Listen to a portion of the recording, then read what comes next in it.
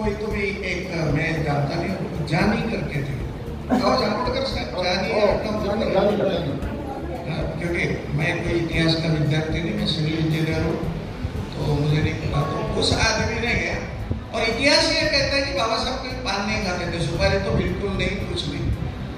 ये ऐसा ही है, कोई एक इतिहास का एक पहलू उजागर करने का मौका मिला कि बाबा साहब ने इस शहर में पहली बार पान खाया। तो आप लोगों के साथ में बहुत भारत का एक समृद्ध इतिहास है, और आज सिर्फ पानी के डर से लोग आए नहीं, तो फिर मैं इतिहास यहाँ की बता के छोड़ देता हूँ कि आगे क्या करता है। मैं क्यों आया यहाँ पर? मैं 3 कारणों से आया था। एक, उस भूमि को दर्शन करने का जहाँ बाबा साहब के कदमों के निशान, ये मेरी अपनी खुद की इच्छा है। मेरी पत्नी निवेदिता रामटेके, ये इनकी सहेली, जैसा कि शादी के बाद बीवी की सुनना पड़ता है, जाना मैंने तय जगह आ रहा, बीवी बात नहीं करती हमारी, आदेश देती है तो ले खड़ा लगे। पहले मैं कविता लिखता था शादी के पहले, बाद में फिल्मों में गाने लिखता था, मगर शादी के बाद कविता तो छूट ही जाती है, तो आपको मालूम नहीं काहे की पोएट्री उज्ज्वला लेके बोलती भागी लेके आओ, तो वो सिलसिले में वो आई हूँ कि ये पहला अधिक। तो दूसरा, मैंने देखा आप लोगों को, आप लोग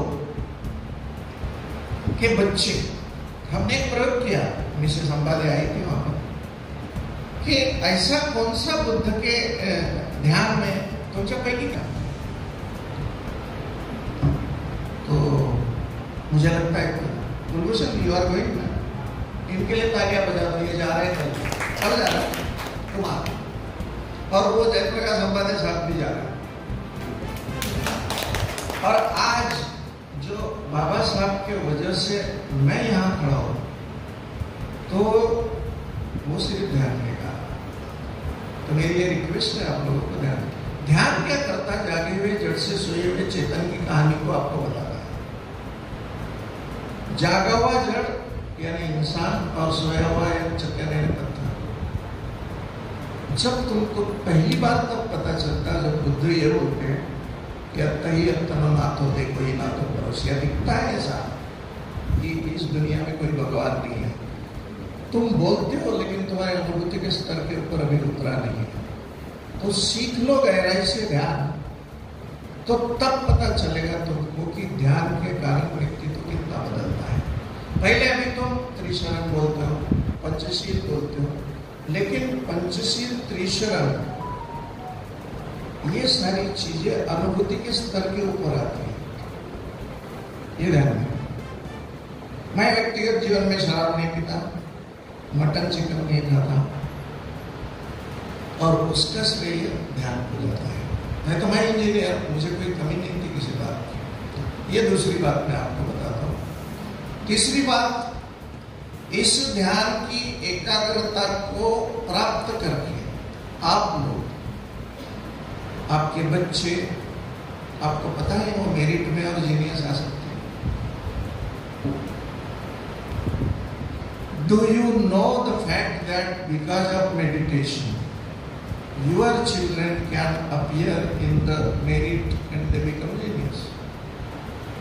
ये सब्जेक्ट मैं खुद पढ़ाता हूँ, मैडम को पूछा, मैडम के बच्चों ने भी अटेंड किया। ये एक बात आपको बताना चाहता हूँ, क्योंकि आने वाली दुनिया में ब्रिलियंट लोगों को या उल्लू के पट्टों को ही नौकरियां मिलेंगी, बीच वालों को कोई मिलने वाली है नहीं। मैं खुद इंटर बोर्ड का मेंबर हूँ, अभी तो मेरे को खुद को 60% के ऊपर मार्क पढ़ते हुए लोक सेवा आयोग में काम किया है मैंने, वहाँ के इंटर बोर्ड के अभी भी गाइड करता हूँ। बाद में IIT में पढ़ा हूँ, IIT में पढ़ा है बॉम्बे, तो व्यक्तिगत अनुभव से जानता हूँ कि जीनियस क्या होता है और ब्रिलियंस क्या होता है। अब आर्टिफिशियल इंटेलिजेंस और क्रिएटिव इंटेलिजेंस अगर आपके बच्चे नहीं पढ़ते तो प्रॉब्लम क्या खड़ा होगा कि उनको नौकरियां नहीं मिलने वाली। 14,50,000 मंजूर पद संख्या है महाराष्ट्र की, उसमें से SC 13%, ST 7%, 11%, DTNT और 2% स्पेशल मिशन। ऐसे कुल मिला के 33% आपको रिजर्वेशन है।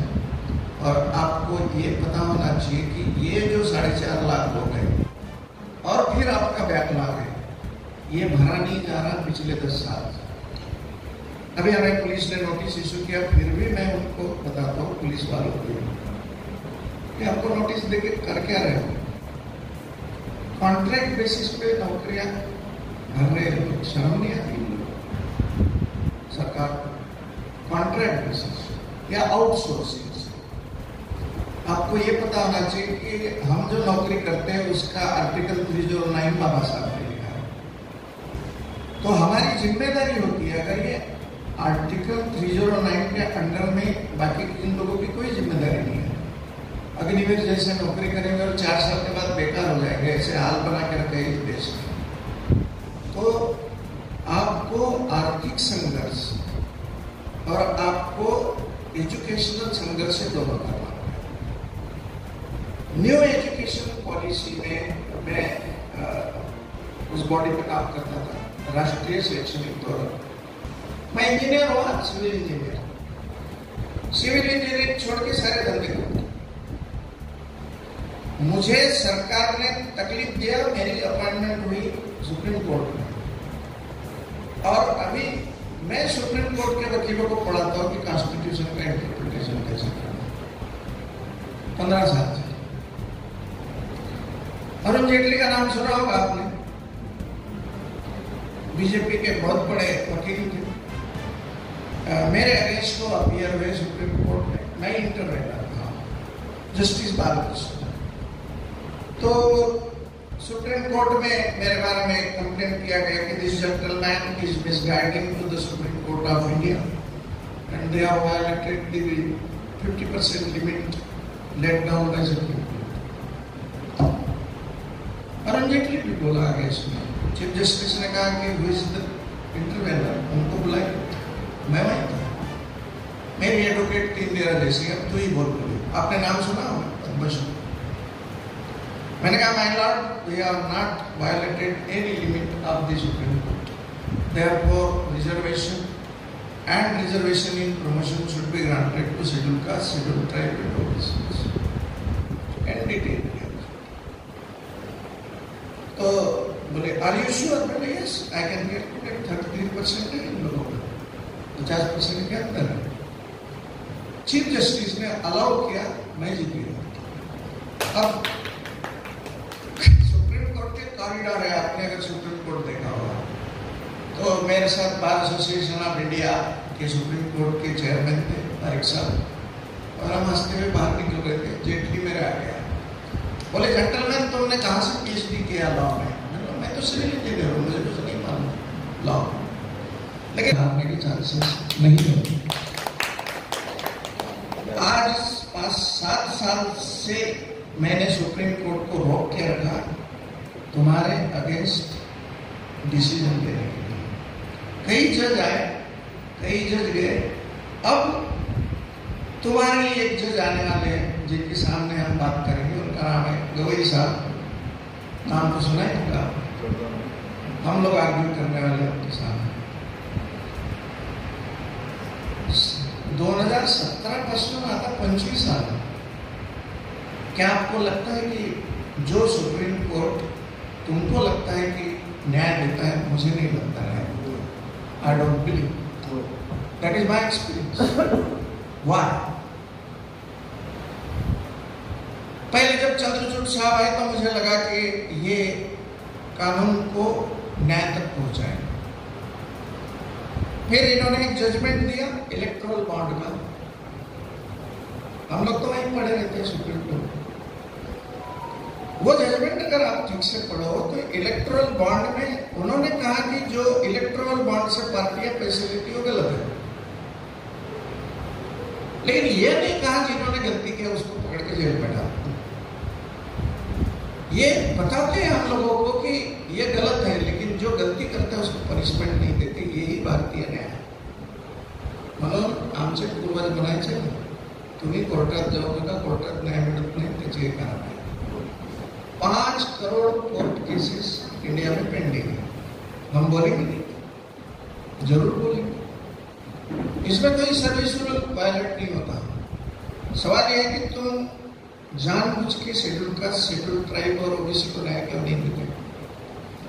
हम लोग रिजर्वेशन एक्ट को ड्राफ्ट कर रहे थे भारत महाराष्ट्र के लिए, तो मैंने यहाँ के आपको पता है शेड्यूल कास्ट की 59 जातियां हैं, उनको 13% आरक्षण मिलता है महाराष्ट्र में। एसटी के भी 58-59 के लगभग जाती है, उनको 7% मिलता है। 305 जातियां ओबीसी की है, उनको 19% आरक्षण मिलता है।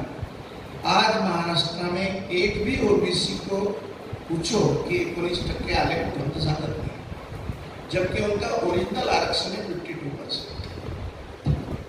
मंडल आयुक्त। तो जब हम लोग ड्राफ्ट करते थे तो यह ओबीसी लीडरला तेव्हाही विचारत होतो, आताही विचारतो, सांगा बा तुमचं पर्सेंटेज किती है।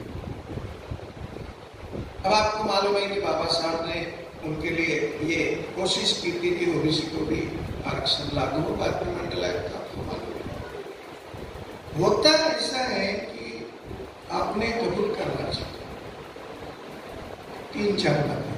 एक, आम्ही बुद्धिस्ट लोक वैयक्तिक दृष्ट्या शहाणे आहोत, राजकीय दृष्ट्या मूर्ख आहोत, हे कबूल करायला। दूसरं, ओबीसी धड़ बैकवर्ड नहीं, धड़ ओपन नहीं, सैंडविच की जाती है 305।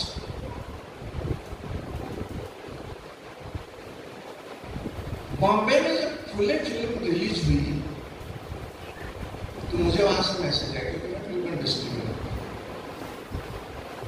किती लोक असावे वो थिएटर मध्ये? फक्त 10 लोग।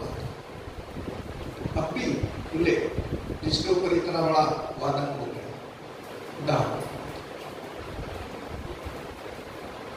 आपको क्या लगता है भगवान बुद्ध जब प्रवचन देते थे, आपको मालूम है 6 साल उन्होंने कैसे गुजारे होंगे जंगल में, कुछ खाने को नहीं मिलता था। तब मैंने सोचा मैं जिंदा वक्त तो कम से कम बुद्ध के 6 साल के हाल तो बता दो, आपको पूरी दुनिया को बताया। वॉकिंग विद बुद्ध जब रिलीज हुई तो टिकनाथ करके nominated for Nobel prize winner India आया था, नाम सुना होगा आपने। वो फ्रांस के भिक्षु थे और एनलाइटन थे। आपको अगर टाइम रहा तो मैं कभी सिखा दूंगा कि जिसको बुद्धत्व प्राप्त होता है उसकी पर्सनैलिटी भी क्या चेंज होता है, वो अभी आपको नहीं। ट्राइबल लोग हमारे साथ क्यों नहीं आना चाहते? क्योंकि उनके सामने कोई बाबा साहब का ऑब्जेक्टिव नहीं। अब सब क्लासिफिकेशन हो गया, महात्मा बुद्ध को अलग रिजर्वेशन मिल गया, चमारों को अलग मिल गया, और माताओं को तो ये घटना मैं आपको सुना। महाड़ का तालाब का सत्याग्रह करते वक्त बाबा साहब के सामने एक प्रश्न आया था कि इस महाड़ के 14 तालाब के सत्याग्रह में चमारों को नहीं मारा। तो एक महाड़ में वहां पर एक रैदास के मंदिर के बाजू में चमारों की बस्ती है। बाबा साहब वहां गए, विनंती केली बाबासाहेबांनी मराठीत की तुम्ही नवबुद्धांत चतुर्थी आळस जाऊन दिसले महाराजांसोबत या 14 तळाचे आपण, कारण हा संगर आहे आणि हा पाण्यासाठी नाही तर समानतेसाठी आहे। बाबासाहेब का फेमस अग्रवाल क्या आप तो पढ़ते रहते हैं। उस चमारों ने उस वक्त आने से मना कर दिया। ये सच्चाई है कि चमार ये परिवर्तनवादी जात नहीं है, ये ध्यान रखो। आप लोगों ने जितनी कुर्बानियां दिया ना, जैसे खैरला जी में मैं खुद इंक्वायरी में था तो मैंने देखा दंग रह गया था उसमें। वो कहानी बताए तो आपको कोरोना आ जाएगा। तो मैं शूटिंग करते करते मतलब चलो यार, बाबा साहब के जमाने के चमार और आज के जमाने के चमार में क्या फर्क है। मैं गया तो वो रैदास का मंदिर है, रैदास मालूम है ना